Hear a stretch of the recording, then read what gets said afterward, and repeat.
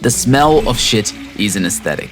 The position of its pang forms the outline from which all smells beautiful emerge, and with that, your attraction and healthy self. A lot came from our understanding of Parkinson's disease, especially that what breeds fluid movement isn't the job of action signals alone, but the brain's position in suppressing everything around that action, inhibition. The brain telling the body what not to do, to carve out the movement necessary for you to pet your cat the way she likes. In the same way, Michelangelo brought David to life, as the story goes, not by creating him, but by removing from the block of marble the parts of it that wasn't him. And somewhere in New York, a very distressed Douglas Levinson agrees. An artist respects the silence and serves as the foundation of creativity. Spinoza had a phrase for this: omnis determinatio est negatio. All determination is negation. To define anything is to say what it is not. So the next time you talk to that person, listen to what they aren't saying.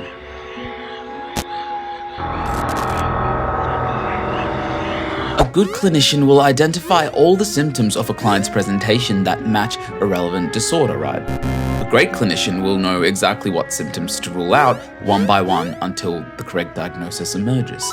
The eye is a window to your world, but it's also a gatekeeper of the world. The beauty you see emerging from what the patterns in our DNA have long chosen to ignore. The flavor in your mind's eye, crafted from frequency bands of light, suppressed, guessed, and filtered out by the mechanics of your eyeball. This book made me realize that I have never actually ever even seen a single thing in its entirety. Ever. Every angle of an object, or even a person, is mostly made up of all the angles they obscure. To see is to shelter ourselves from the overwhelming fact of it all. Henri Bergson actually argued this over a century ago, that a successful evolutionary survivor isn't the being that masters all information, but the one that filters almost all of it out and yet still survives. Your plants don't care about the feng shui of your room.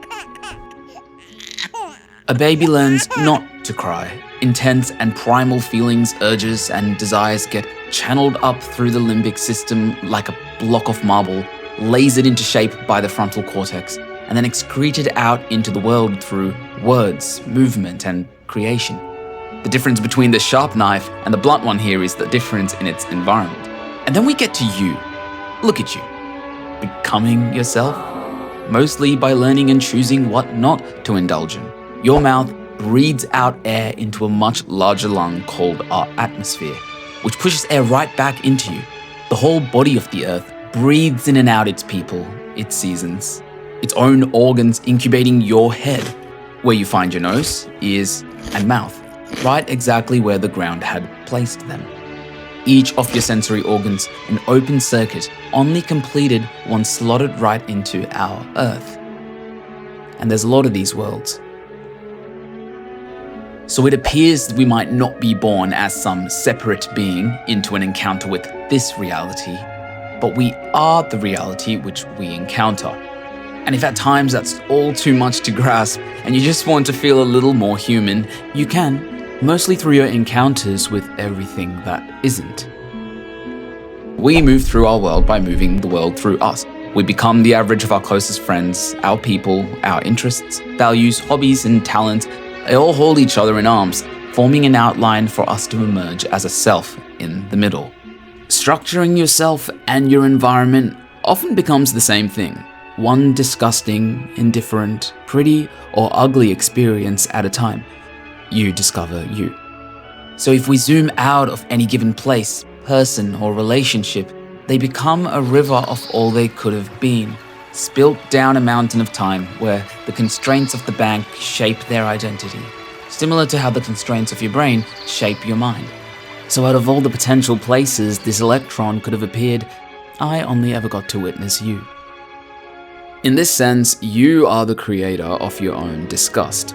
This was once actually said by a fly looking back at a much larger being, watching back at it in horror as the fly bathed in their feces. The beauty of its slippery tentacles melting into the most moist and pungent part of their rot. A delicacy and a form of art only known by its kind, both cursed and blessed.